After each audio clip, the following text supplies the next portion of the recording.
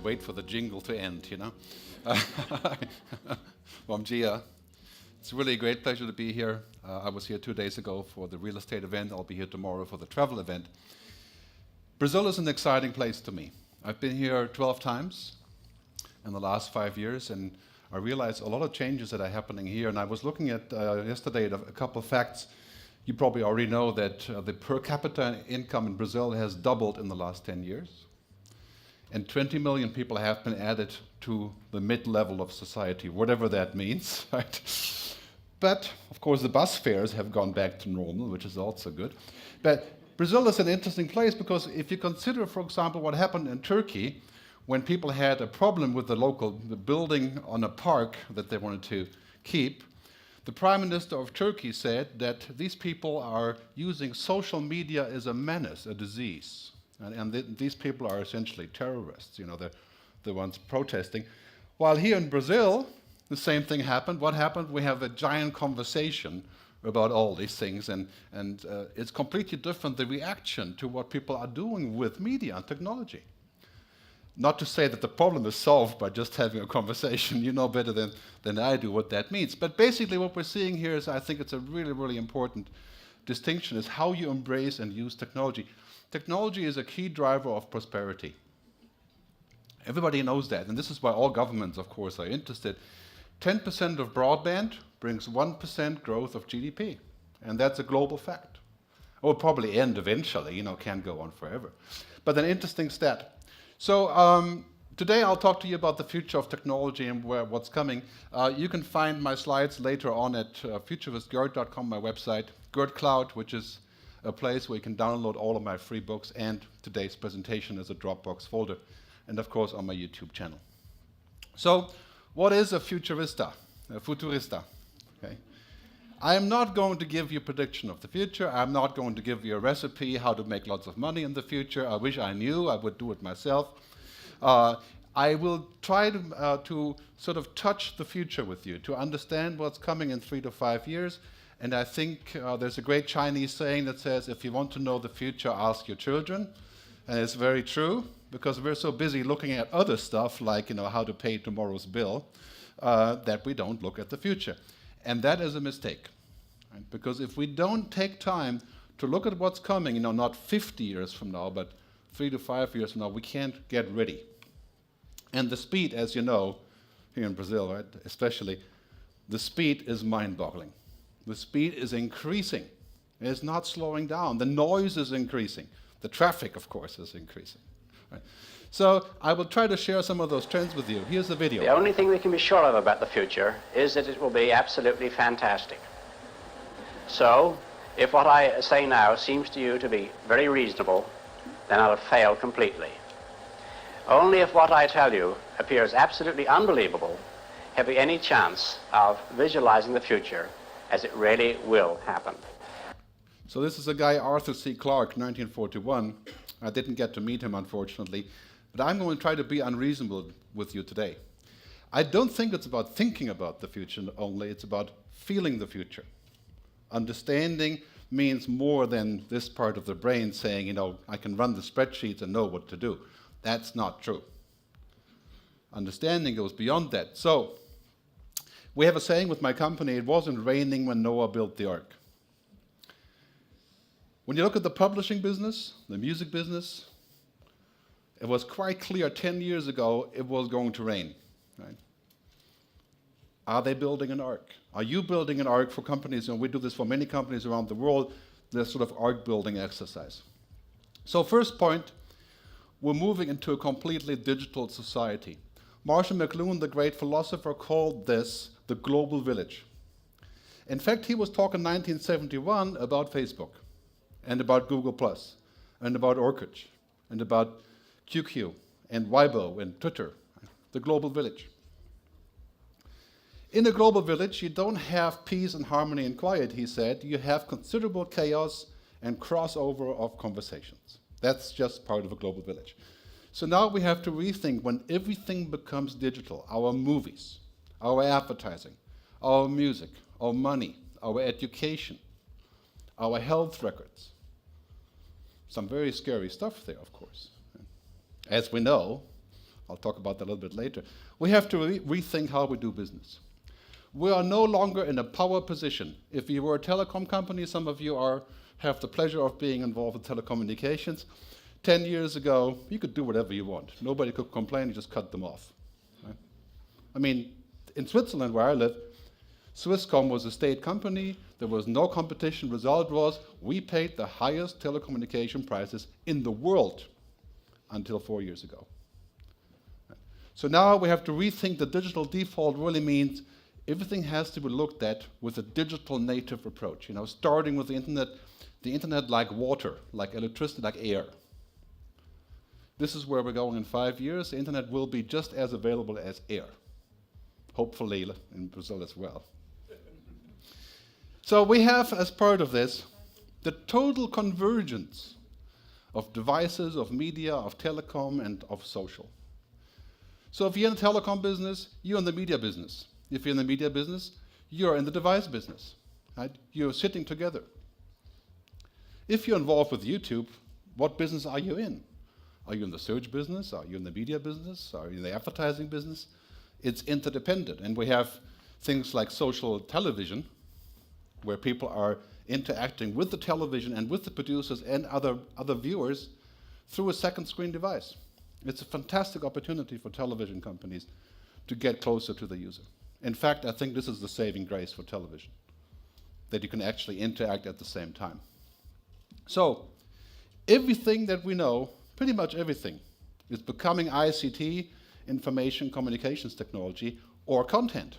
Doctors using the Watson computer to diagnose patients as they make the rounds, running right next to them on a little stand, having access to 2 billion cases, using the phone to connect, digital money, Bitcoin, currencies, digital distribution, logistics, digital green sustainability with measuring. Everything is becoming digital and connected. I am not referring to the absolute, infinite concept of universal peace and goodwill, of which some fantasies and fanatics dream. Let us focus instead on a more practical, more attainable peace. This will require a new effort, a new context for world discussions. It will require increased understanding, and increased understanding will require increased contact. So let us not be blind to our differences, but let us also direct attention to our common interests. Our most basic common link is that we all inhabit this small planet. We all breathe the same air. We all cherish our children's futures, and we are all mortal.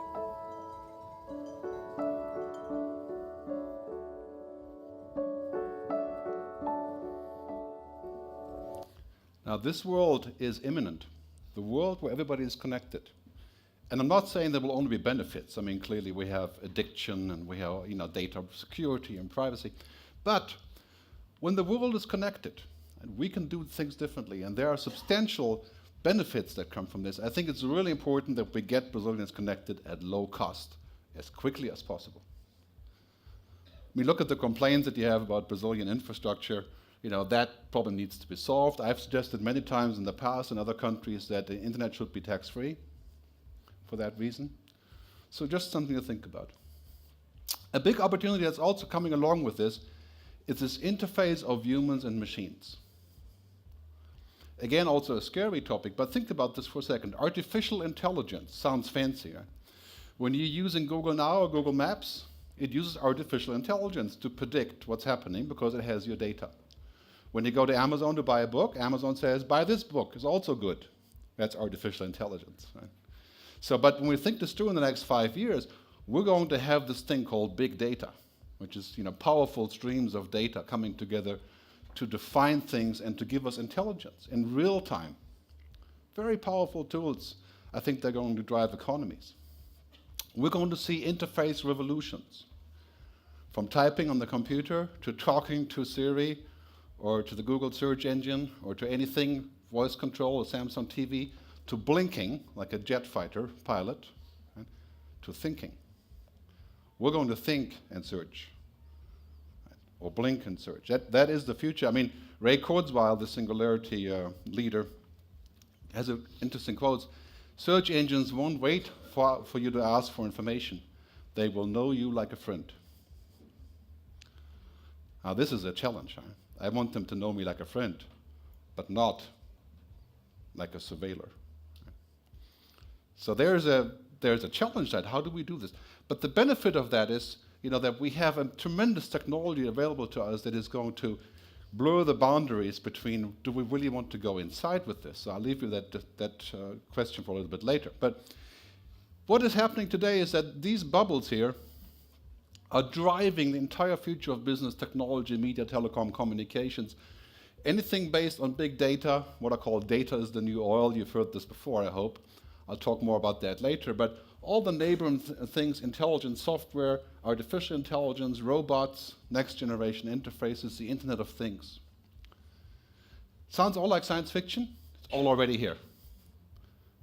All the cars that we buy now will be connected to the Internet by default in the very near future. All the televisions are on the Internet, connected in the near future. So that generates a huge amount of possibilities and, of course, also of conflicts. The other day I was at my doctor and I was waiting to go in, and I was searching for what he said that I had, and I came across some very interesting information about Chinese herbal medicine. Right? And I tell my doctor about this, and my doctor says, "What are you talking about? I'm the doctor." But he was a young guy, so he got it. We talked about it, and he took it in. But many doctors are not happy with this. It's a question of authority. When you take an online certificate at the Khan Academy for programming, are you equal with an MIT guy? Probably not, but you've learned something. So many, many issues that arise from technology. And I think really what I would like you to think about today is not about change, because change is good, right? But about transformation, like this. Becoming a different company, becoming a different person. Granted, of course, a person is probably easier than a company. But what we need is to think about what is needed next, because it's very likely that most of what you do in 5 years, at least half of it will be reinvented. I'll give you some examples. This transformation is mind-boggling. If you're not ready for transformation, not just change, they'll run you over. And Brazil is the first place where this is going to happen because of the speed, the number of people, and demographics. You here in this room are at least 10 to 15 years younger than the same audience I have in Europe on the same topic. Okay? That will show you how quicker this will happen here. Take this slide, what happened to people who make computers. There's computer manufacturers and distributors in this room, right? What do people buy now? Look at this graph. They buy tablets. Right? Talk about transformation. This is death, not just transformation. Right? This is very difficult. How do people use television and visual media? I mean, it's exploding. Right? Online video is just mind-bogglingly exploding. Over-the-top video. Do you really need cable television?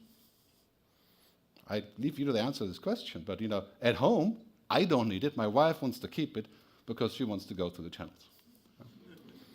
But I've got access to anything I want through paid and free and whatever means, right? I go over the top.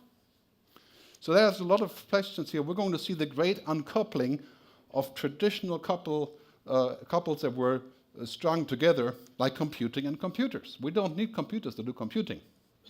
Right? We can speak into the cloud. Right? It will come back with something. We don't need media companies for content. Well, we need them, of course. We need them. But we don't just need them to get content. Right? We can get content other ways. Google isn't really a media company, but there's lots of content there. Right? We need creators to get the content, of course. Do we need mobile operators for phone calls? Well, for now we do. Right? But we will have phones without SIM cards that run on local area networks. Do we need them? I think we need them, of course, but there's substantial change here that we can tell. Do we need cable and satellite to watch TV? We can use the internet. That doesn't mean that they're superfluous. They're not. And I used to be in the music business as a producer, and then later on the internet. Basically, music companies make a great example. We still need record labels and publishers, but completely in a different position. Not in the old position. So very similar situation here. We have a global transformation driven by digital society. And if Marshall McLuhan was still alive, he would have a good laugh, or George Orwell would have a cry, probably. But what's happening here is that we're moving from products to services to experiences. From the old-fashioned desktop to the tablet to Google Glass. Google Glass is not about computers, it's about an experience. No matter what you think about glass and other implications of it, it shows the way to computing being completely behind the scenes and not being necessarily connected to hardware. Telephone, my friend Michael Douglas with the first mobile phone. Moving on to, of course, the next generation, bundles, where music is bundled. That's a service, music bundled with the phone, as they have in many countries around the world, like TDC in Denmark. And in the end, basically, the mobile experience becomes completely superfluous, disconnected from stuff. Sony said 5 years ago at the Consumer Electronics Show that Sony is not in the business of selling stuff. And you know, Sony sells stuff, right? But what do? They are shifting to services and to experience. So I would maintain for you, if you're in the business of making stuff, devices, right, your next business is services and experience layered into the stuff. That's what Samsung is doing. Samsung people in this room, I think, right? Samsung is not going to be satisfied with making boxes. Right? There's a big step coming after that. So Peter Drucker, a great management guru, says the greatest thing to do in times of change and turbulence is not the turbulence itself, but to act with yesterday's logic. Of course, it's impossible to know tomorrow's logic doesn't exist, right? You have to create tomorrow's logic. When Jeff Bezos invented the Kindle, he didn't go out and said, well, people are going to give me a lot of money for the Kindle. Nobody asked for it. He spent $8 billion of subsidies to build the Kindle, and now everybody around the world has Kindle more or less, but half of the books, or more than half, that he sells are now electronic. That's next logic. So I'll give you some examples here. Music business, the worst case, there is no logic, not a current or a future logic. It's basically just going backwards. Newspapers. Television trying to protect content so that you don't create the next logic. You stay with the current logic if possible. So videos aren't made available. The whole idea of saying, okay, Turkey, we talked about that, the menace to society, and advertising. Advertising as yelling, interruption, noise. That's yesterday's logic. We're talking about $1 trillion here. I mean, we're not talking about small change. Advertising is global, $620 billion. And then you have public relations and marketing, roughly $1 trillion. So you're going to see a budget shift of at least half away from the yelling, from the yelling and disruption. And I think this is a really great turf for advertising agencies. And yesterday's logic is this idea of captive prison customers. Telecoms are very good at this. Right? Or they were, that's not. Right? Media companies are fantastic at this. I mean, how are you going to watch the football game if you don't have cable? Right? You have to try to find somebody to work on the cable for you, right? As they do sometimes here in Brazil, I hear. But having captive customers, I mean, what kind of idea is this? In the digital society, how are you going to capture people? It's impossible, because there's always a way around your fence. So if you're going to rely on capturing people and this military language of marketing, target acquisition, and that's yesterday's logic. You have to engage. I mean, that is the difference. Looking at Red Bull, at Nike, at Fiat here in Brazil with their campaigns, at Unilever, engaging. So in the telecom world, my friend Martin Geddes, is a very smart guy, talks about this. He talks about the telecom world and the over-the-top, the OTT world, right? The world that most of the kids live in. Right? For example, using WhatsApp or Viber or so rather than using SMS, right? That's the over-the-top world, and what WhatsApp has 240 million users now. Maybe Google is interested in that. But so looking at this world, he says basically what's going on is that it's going from technology, from network roaming, to experience roaming. Right? And the difference really is this, right? Any combination, any experience, any platform That is the world that we're going into. That's not to say that the world of networks and building stuff and infrastructure is going away. It's not. If there was no infrastructure, we couldn't be going over the top. Right? So it's clearly going to stay there as well. But we have to take a leap. We work with over 100 companies around the world, and the biggest problem is this. When do you take a leap? When you know there's water in the lake. You don't jump into an empty pool. So there's something there that's attractive. But also sometimes it takes some pain. Somebody's pushing you off the board. It takes both. This is very important, I think, for the future. The iPhone is now generating half of the revenue of Apple, or 60%. The Kindle didn't exist 6 years ago, is now a huge profit center for Amazon. LinkedIn, you guys are all on LinkedIn, made something like, $850 million last year, connecting us. Didn't exist 6 years or 7 years ago. So think about this for a second. The majority of your revenues, in 2018, will result from things that don't even exist today.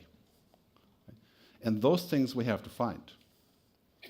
Maybe that's your mission today, to find out what is that going to be in 5 years. And whether you're a handset manufacturer or a computer company or a telecom network or a media company, that's something you have to look at. Because we used to live in this nice bubble, the protected world of technology and telecom. Nobody could get in unless they paid. That world is gone. Now we're coming to the end of protected spaces. The consumer is kicking our butt with technology and social media. So we're watching the end of this. Media first, telecom next, devices and hardware, banking and money. Digital money will completely redo banking. Think about that for a second. In Africa, the biggest provider of transactions for banking is not the banks, it's the telcos and the startups with mobile money called M-Pesa. So the end of those spaces is near. Brazil is the fastest country in the world in terms of increase of connectivity. Number one, in terms of change, how many people go online at what speed. Not in terms of quality yet, but I think Brazil is right before the takeoff point, the pivot point to the digital society. So that's, to me, it's a fantastic opportunity. And on top of that, Brazil is also number one in terms of how people engage with the medium. As you can see in this chart, a little bit hard to see. I'll zoom in here on the Brazil part. Brazil has a top rating for doing all the stuff that people do on the web, access additional content online, interact in real time, use social networks, vote for things. It's all happening here as a leader of all developing countries. So if you're advertising in print or radio, think again, There's a reason you're doing this, of course, because there's a mass audience. Right? But now you have a highly targeted audience that's completely niche and completely targeted. I think this is really becoming interesting. So our world is now moving in a yin-yang kind of way. There is no such thing as a separation of physical and digital. Right? Doesn't exist. There is no offline. It's in our head. We're offline if we go in the country because, of course, there's no 3G, right? Or even here if there's no 3G. But that's temporary. The future will be offline as a mental state. Complete convergence of physical and digital, cyberspace and meat space, as they call it. Our society is going in this direction at a mind-boggling speed, and we have to be ready for this. Mobile, real-time, always on. And again, let me quantify this. I'm not saying this is all great. That's not. Right? There are lots of issues, and we have to learn that responsibility, which I'll talk about later. But this is where it's going. We have to change our business practices. We have to change our lifestyles. We have to change how we propose businesses. And the movie industry, for example, that used to do this, which is to hide the films as much as possible so that we were forced to buy DVDs. That didn't work here.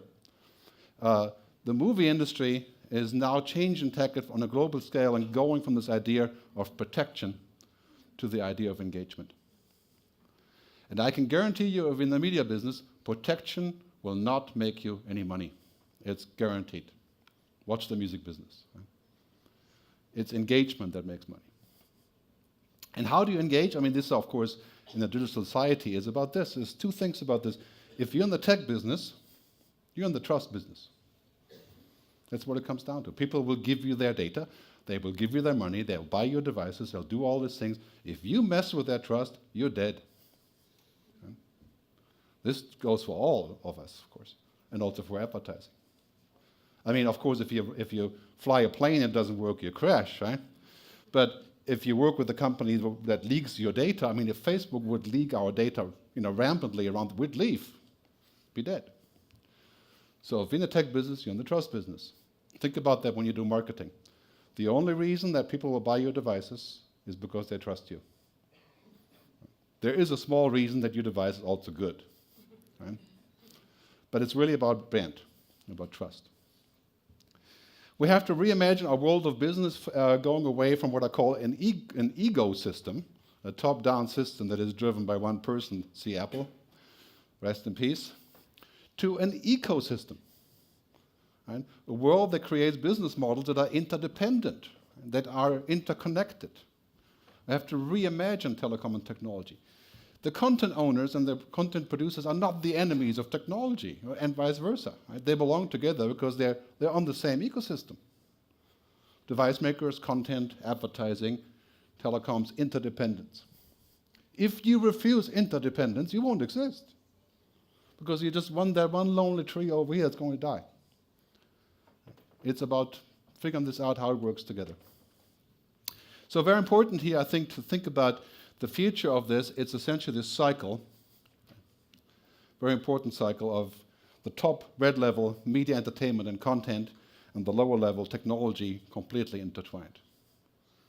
So when you think about the future, what happens in your business, no matter whether you're in content or media or telecom, it is in the collaboration with others where the business model is being created. You live in these silos from the old world. I'm a content guy, you're the Google guys, and you're the tech guys, and you're the ad agency, and it's all nicely organized. Won't work. Our silos are game over. And you see this happening across the industry. If you're an ad agency, you know what this means. You're no longer going to just spend your client's money on just getting a bunch of people together to run your ads and get a discount. That's over, so it's guaranteed failure. Telecoms in Europe, take a good look at this one. Guaranteed decrease in ARPU and average revenue per user, and in revenues, SMS will be lost sooner or later due to over-the-top media. Brutal decline. So you have to think about this. You have to think about the future being a larger story. You have to move up the food chain. Devices, content, connectivity belong together. And I think this is what we have to think about for the next couple of years to figure out where this will be going. Time to move up that food chain, not to just ride the one that you have. I can't tell you how many telecoms that I work with. I work with over 100. My team works with, I work with about 20 myself, including Singapore Telecom and many others. How many times they say, you know what, we're just going to sell connectivity, our SIM cards, and we'll just make money charging people. Well, that's great, but it's going to end.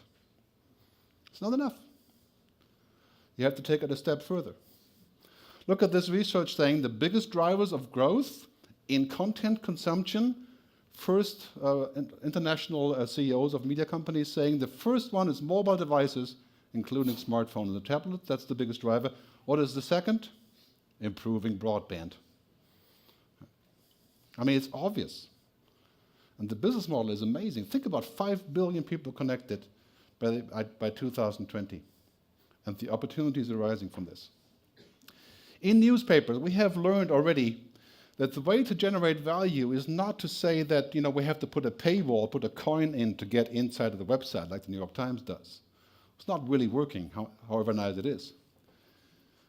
We have to think of all of the values, all of the things that a newspaper does, basically figuring out this idea of added values. Having great content, having a strong mobile network, having a great hardware is no longer enough.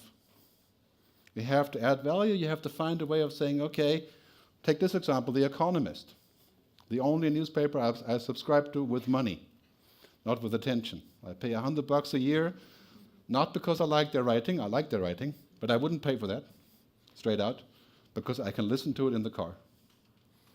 It allows me to listen to the magazine as an audio track. That's called added value. And that's really what we have to look for. In fact, I would maintain that most of your businesses will focus on added value and the core becomes just a given. It's just there. Don't ask people to pay for the core as much as for the other reason to buy, which are the added values. I mean, this is something that we see pretty much across all industries. Look at the telecom business. On the left, a lot more people, that is the red line, using over-the-top SMS and messaging like Twitter and WhatsApp and so on. On the right, what's happened to cable? A lot less people subscribing to cable, a lot more people getting internet access to cable. I mean, it's an interesting, you add value or you become a commodity.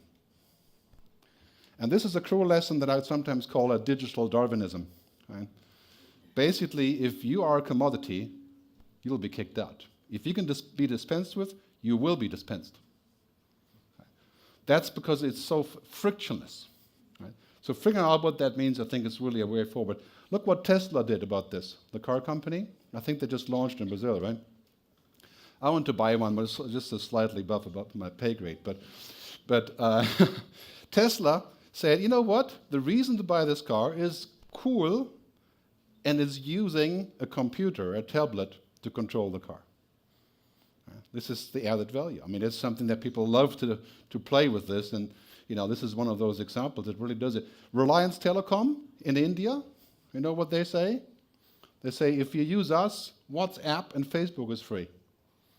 And WhatsApp is free anyway, but they do it in some way that it's quicker and easier. So they do the opposite. Spotify, the music service, is free in Sweden and in Denmark, bundled into the telecom. Adding value. So I only use the Nike commercial that they have here and say, okay, find your greatness, but please find your converged greatness. Not your own greatness. It's easy to find your own greatness. I'm an expert in that.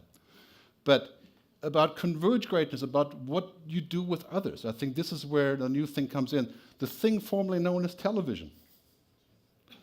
Huge in Brazil, obviously. Where is that going? Well, it's converging. It's converging with telecom. I call this broadcasting meets broadbanding. And we're in the epicenter of broadbanding here, right?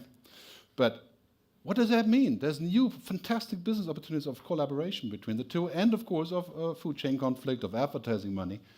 Disembodiment of media that we're going to see, everything moving into digital culture, like we have with digital textbooks. Everything about ownership to access. If you're in the media business, you know that everything is moving to a click. The song you used to download or get a CD, now it's just a click. The book that you want to read is just a click.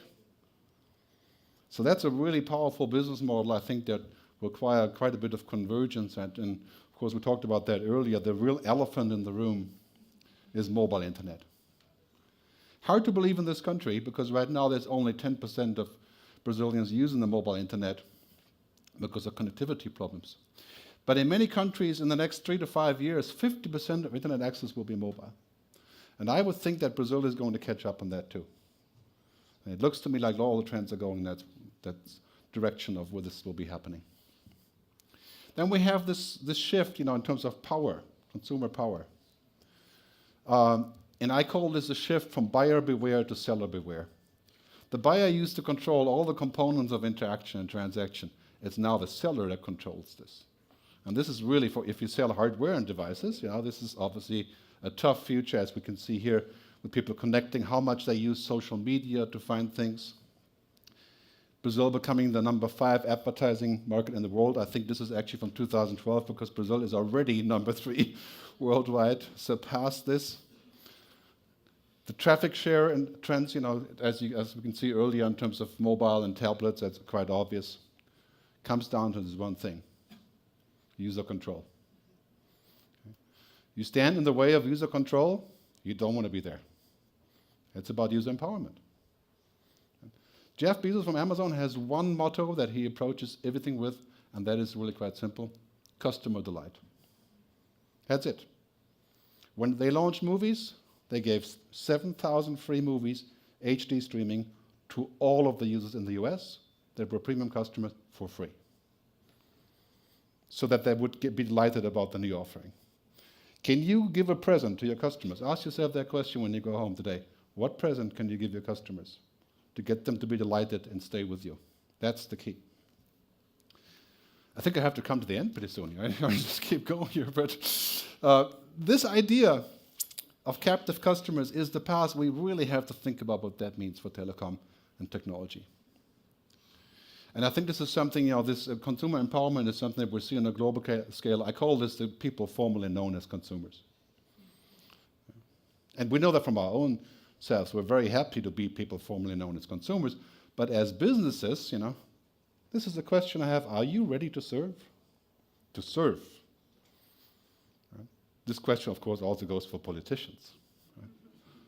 Are you ready to serve or are you ready to control? If you're ready to control, you can leave. Because it won't work. There are some people getting away with that, but it's hard. So it's about ready to serve. Everything is becoming intelligent around us. Street signs, intelligent objects, roads, us. Our brain is becoming outsourced to the mobile. Right? Mobile devices are our second brain. As you can see in this cartoon here, is we think we control them, but they really do control us in the end, asking for, to be sharing something or twittering something or being charged. So you have to wonder what's being next. I think we will need some balance on this. It would be nice to have some balance on this. I'll talk about big data and then I'll summarize and I'll get off the stage. Big data you see in the newspapers every single day now. Big data basically means everything that we already have in the past, the data that we share, where we are, our browsing history, our location, hugely exponential. Data being the new oil, which quite literally, and this is very important for Brazil, I think, data is going to be more of an economic force than fossil fuel. Because everything that we do generates data, and data is being used everywhere. And of course, Google and others are in the data business, in the data mining and usage business, also very important for advertising. So let's define big data as an exponential growth of value, variety, volume, and velocity. And today we're down here with our data use, and we already think it's quite scary. Give it 5 years, it's going to be exponential. We're talking exponential means every 18 months doubling. So the amount of information available.